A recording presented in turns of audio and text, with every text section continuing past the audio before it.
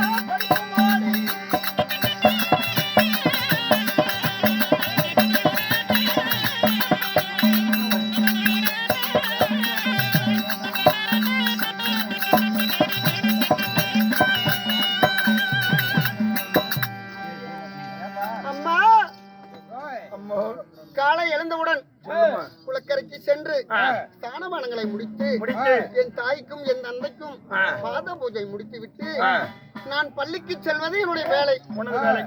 அம்மா, நாள்தோறும் என் தாய் மடி மீது அமர வைத்து தலை சீவி பொட்டு வைத்து வாமா மகளே என்று மடி மீது ஆசையோடு உட்கார வைத்து எனக்கு பூ வைத்து விட்டு அழகு பார்த்து நீ பள்ளிக்கூடம் போயிட்டு வா, நல்லா பாடங்களை படித்து பத்திரமா திரும்பி வான் என்று சொல்வார் என் தாய். அம்மா, என் தாய் சொன்னதை போல நான் நடந்து கொண்டிருந்தேன். ஆனா அன்று ஒரு நாளையில எனக்கு என்ன நடந்தது தெரியுமா?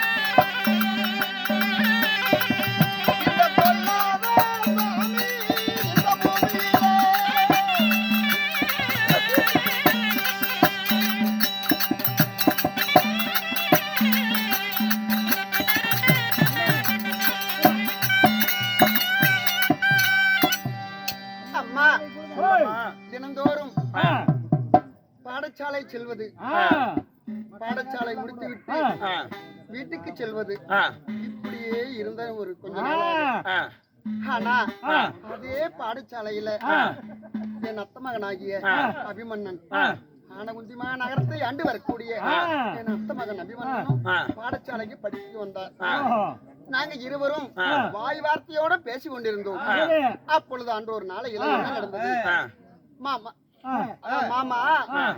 பாடசாலை படித்து விட்டு இருவரும் தனித்தனியாக செல்வோம், இன்னைக்கு 2 பேரும் சேர்ந்தே போலாம் வாங்கன்னு சொல்லி, இப்படி அதாவது பாடசாலை விட்டு நாங்க இருவரும் நடந்து வந்து கொண்டிருந்தோம் வேகமாக.